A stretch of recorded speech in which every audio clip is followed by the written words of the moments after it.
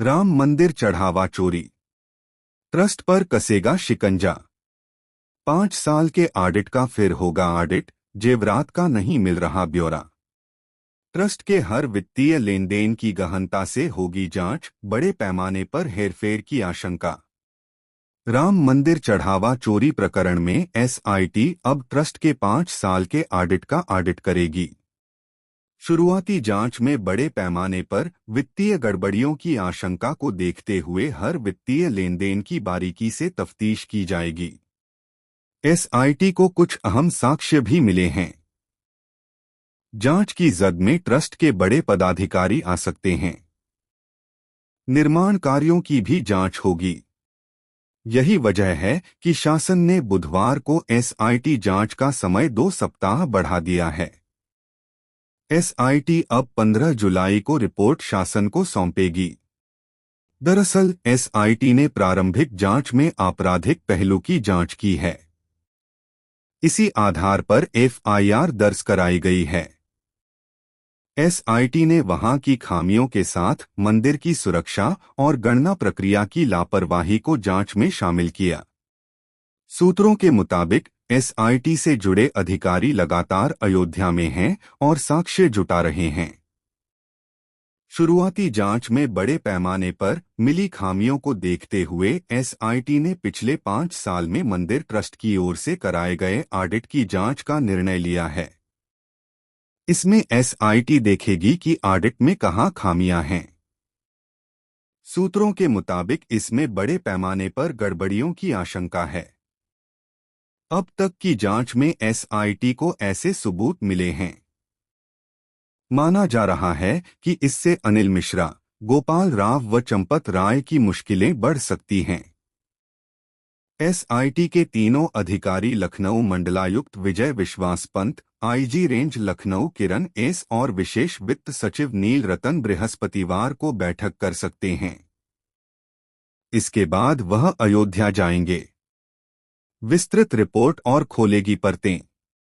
सूत्रों के मुताबिक ट्रस्ट के लिए सबसे बड़ी मुसीबत दान किए गए जेवरात का ब्यौरा देने में होगी, क्योंकि ट्रस्ट ने इसका ऑडिट ही नहीं कराया है।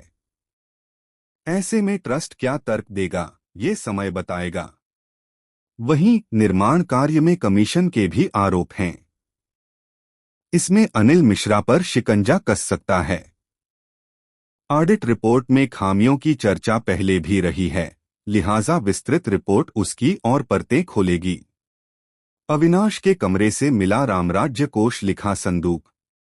अयोध्या राम मंदिर चढ़ावा चोरी के आरोपी अविनाश शुक्ला के कौशलपुरी स्थित श्याम साधनालय योग केंद्र में उसके कमरे से रामराज्य कोष लिखा एक संदूक मिला है। उस पर क्यूआर कोड भी लगा है। पुलिस और जांच एजेंसियां अब यह पता लगा रही हैं कि इस संदूक में जमा होने वाला धन कहां से आता था और उसका राम मंदिर चढ़ावा चोरी प्रकरण से कोई संबंध है या नहीं। अभी यह भी स्पष्ट नहीं है कि संदूक से कोई नकदी बरामद हुई या नहीं। पुलिस क्यूआर कोड से लेनदेन की भी पड़ताल कर रही है। लवकुश व करुणेश के घर छापे, नकदी जेवर व दस्तावेज बरामद। पुलिस ने बुधवार को आरोपी लवकुश मिश्रा और करुणेश पांडे के पैतृक घरों पर छापा मारा। करीब 3 घंटे चली छानबीन के दौरान परिवार वालों के बयान भी दर्ज किए। सूत्र बताते हैं कि घरों से नकदी, जेवर और संपत्तियों के दस्तावेज मिले हैं।